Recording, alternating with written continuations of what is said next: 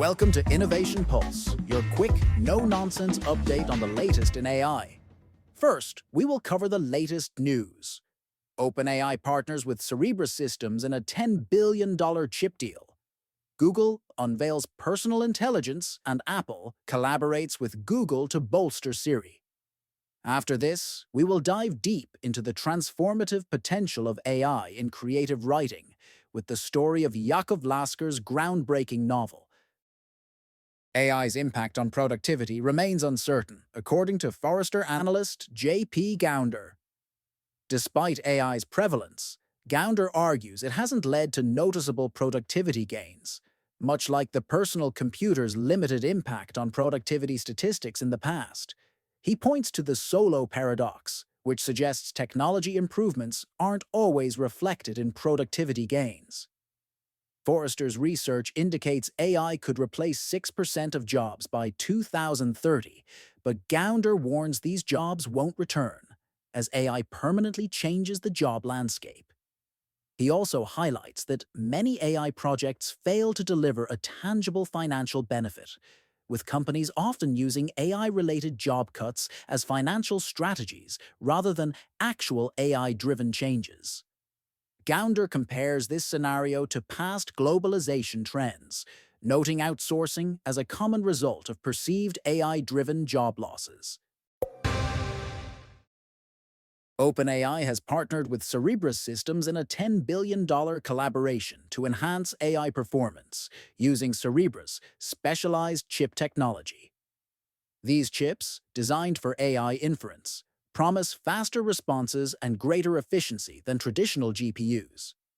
This partnership aims to reduce OpenAI's reliance on Nvidia, marking a significant industry shift towards specialized hardware. With Cerebras' technology, OpenAI is set to provide 750 megawatts of compute power, enabling quicker AI services like ChatGPT. This move highlights a broader trend towards energy-efficient, real-time processing solutions. For users, this means faster AI interactions and improved performance. The partnership not only challenges Nvidia's market position, but also fosters innovation in AI technology, potentially paving the way for Cerebras' IPO. As AI systems integrate into daily life, specialized chips are poised to redefine scalability and efficiency in the industry. Google has introduced a new AI tool called Personal Intelligence, allowing users to connect information from apps like Gmail and Google Photos to provide personalized chatbot answers. Available for personal accounts, this feature helps Gemini understand context without direct instructions. The tool aims to enhance Google's reasoning AI capabilities, competing with OpenAI and Apple's intelligence system, which integrates apps for writing and image creation. Initially, Personal Intelligence is available to Google AI Pro and AI Ultra subscribers in the United States. It will be integrated into Google's AI Mode search tool later. The feature is off by default and still in beta, with Google seeking user feedback to improve accuracy. Google clarified that while it doesn't train AI models directly on users' data, it uses limited prompts to enhance functionality over time. Apple and Google have announced a collaboration to enhance Apple's Siri using Google's Gemini models. This partnership aims to improve Apple Intelligence features, including a more personalized Siri while maintaining Apple's privacy standards. The Gemini models will not only power Siri, but also other Apple Intelligence upgrades across devices like iPhones, iPads, and Macs. Despite the limited details, Apple assures that user data will remain private and inaccessible to Google, which only provides the tech foundation. The public nature of this deal means both companies share responsibility for the success or failure of future AI features. This transparency could foster trust and accountability. The partnership is seen as beneficial for both companies and users, offering a promising outlook for future advancements in Apple's AI capabilities. The tech community eagerly anticipates the outcomes of this collaboration. OpenAI has invested in Merge Labs, a startup focused on brain-computer interfaces, BCIs, led by Sam Altman. Merge Labs aims to connect biological and AI to expand human potential, planning to use new non-invasive technologies. OpenAI's investment was part of a $250 million seed round, alongside investors like Bain Capital and Gabe Newell. This move intensifies competition with Elon Musk's Neuralink, which requires invasive surgery. Merge Labs' approach focuses on enhancing human capabilities through BCIs, potentially transforming how we interact with AI. Co-founders include figures from Tools for Humanity and Forest Neurotech. OpenAI sees BCIs as a way to create seamless human-AI interactions. Altman envisions a future where humans and technology merge, a concept he believes is crucial for humanity's future. And now, pivot our discussion towards the main AI topic.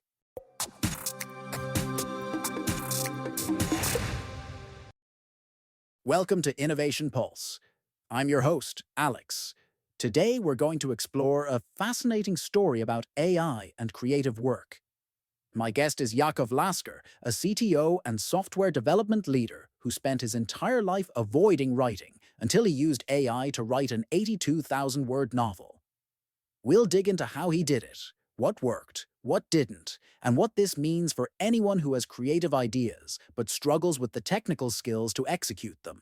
Thanks, Alex. This is such an interesting topic for me because it really changed how I think about creativity and skill barriers. Let's start at the beginning. You said you hated writing your entire life. How bad was it? Pretty bad. Throughout school, I got poor grades in literature. I remember my teacher once telling me, "I don't understand how such a smart kid can be so bad at writing." That really stuck with me. The situation got so grave that to pass my high school graduation exam, I had to memorize an essay my mother had written for me. I literally couldn't produce acceptable written work on my own. And this followed me into my career, even as a CTO managing teams. I avoided writing whenever possible. I had plenty of ideas, technical concepts, strategic frameworks, stories I wanted to tell, but getting them on paper felt impossible. That's a pretty significant barrier for a tech leader. So what changed? When did you first think, maybe I can actually write something? ChatGPT changed everything. When I started experimenting with ChatGPT 4.0, I initially just wanted to see if I could outline a few chapters of a story I'd been thinking about. It was slow. I had to build chapters paragraph by paragraph, going back and forth with multiple iterations. But here's the key thing. It enabled writing that for me couldn't have happened otherwise. For someone who memorized his mother's essay to graduate high school, even this tedious paragraph by paragraph grind was transformative. I could finally get ideas onto paper. Paragraph by paragraph sounds exhausting. Did that process improve, or did you stick with that approach? It dramatically improved when ChatGPT o1 launched in September 2024. That was the real breakthrough moment. O1 was the first reasoning model that could create entire scenes, even full chapters, from plot outlines. No more paragraph by paragraph construction. I could write a one-page summary, and O1 would generate a complete narrative. This fundamentally changed my routine. Instead of grinding through each paragraph, I could work at the conceptual level, which is where I'm actually good. I could think in structure, plot, and character arcs, and let the AI handle the prose. That's a huge leap. But I know you didn't stick with O1 for the whole book. What made you switch? The language problem. I'm a Russian-Israeli tech professional. In Israeli IT, we write in English. That's just our work language. It's not that I can't write in Russian, but typing in Russian is painfully slow for me because I'm not used to it. So I could write plot summaries in English, which was fast for me, and then I needed the AI to create Russian prose. But O1's Russian output sounded like English, translated to Russian. It wasn't natural Russian prose. You could tell it was thinking in English first. That's when I tested every major LLM and found that Claude Sonnet produced text that sounded authentically Russian. Natural rhythm, natural idiom, the way Russians actually write. That was game-changing for me. Interesting that different models excel at different things. Walk me through your actual workflow with Claude. How did you create a chapter? My workflow became pretty systematic. First, I'd write a 1 or 2 page plot summary in English, describing what happens in the chapter. Then I'd give the AI a summary of the previous chapters. I couldn't fit the full text because context windows still aren't big enough for that. I'd include character profiles, world rules, and dialogue patterns from previous chapters so the AI could maintain consistency. Then I'd add my specific writing instructions with examples. The AI would generate 7 to 10 pages of Russian text, usually around 1,700 words per chapter. The whole process took about 4 to 5 hours per chapter. Most of that was me editing the output, not waiting for the AI. You mentioned specific writing instructions. What kind of guidance were you giving the AI? Very concrete stuff. For example, show don't tell. Instead of writing, Tom was nervous, I'd tell it to write something like, Tom's hand shook as he reached for the door handle. I'd give examples of how teenagers speak differently from adults. A teenager says, whatever, not I disagree with your assessment. CIA analysts use precise language like the asset confirmed, not the guy said. Each character needed their own verbal tics, favorite phrases, speech patterns. For dialogue tags, I'd tell it to use action beats instead of adverbs. Instead of, he said angrily, write, he slammed the file on the desk. You knew about this? These concrete examples really shaped the output quality. It sounds like you had to teach the AI how to write well.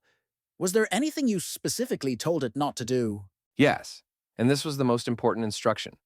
Do not invent your own plot twists or endings.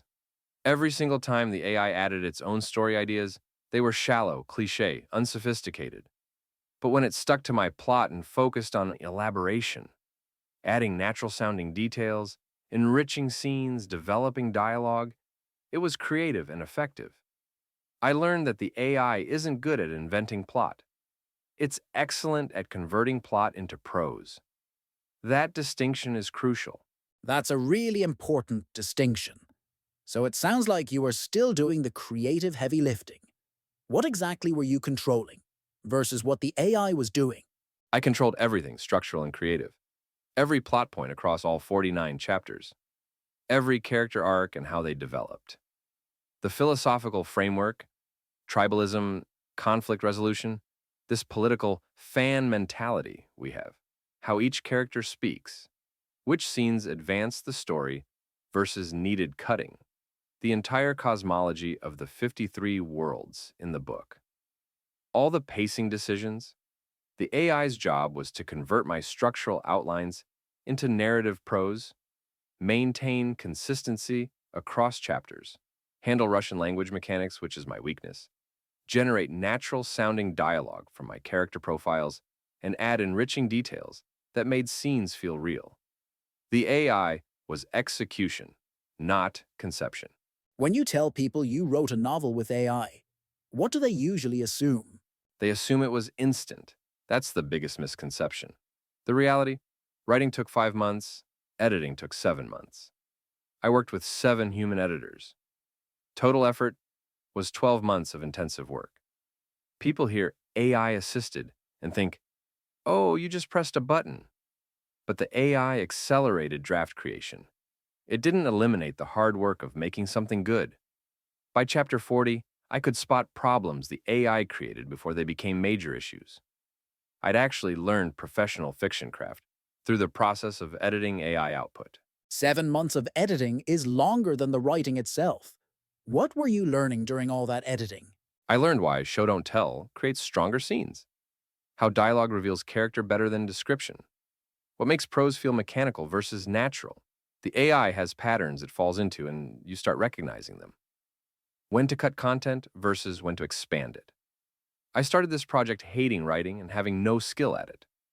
I ended it understanding professional fiction craft. The AI was my writing instructor. Each editing session taught me something new about how good writing actually works. Let's talk about the book itself. What's Axiom about? It's a Russian language political spy thriller about tribalism and conflict resolution.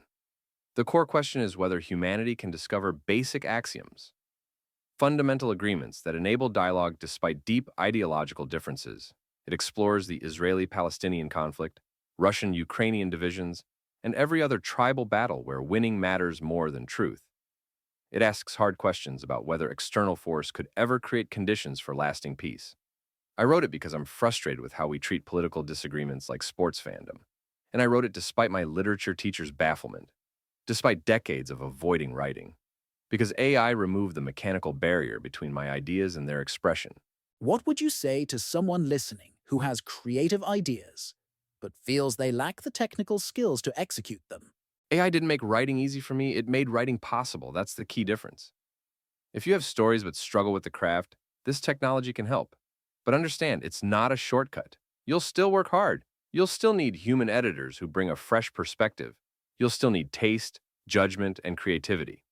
The difference is that those barriers, the mechanical skills you don't stop you anymore. The obstacle to your idea's expression can be removed. For me, that changed everything. Yakov, this has been fascinating. For anyone who wants to read or listen to Axiom, where can they find it? You can find everything at the Book Mini site link in the podcast episode description. The book is available as an ebook and as a professionally narrated audiobook. And I'm documenting this entire journey, the writing, editing, production, all of it on LinkedIn. Just search for Axiom by Yakov Lasker. Thanks so much for sharing your story, Yakov. This really opens up new possibilities for creative people who've been held back by skill barriers. And to our listeners, next episode, we'll dive deep into the editing process, why it took 7 months, and what that means for the quality of AI-assisted content. Thanks for listening to Innovation Pulse.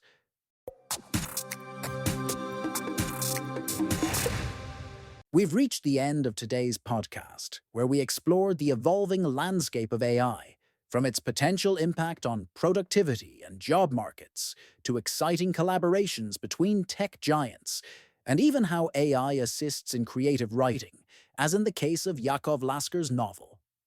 Don't forget to like, subscribe, and share this episode with your friends and colleagues so they can also stay updated on the latest news and gain powerful insights. Stay tuned for more updates.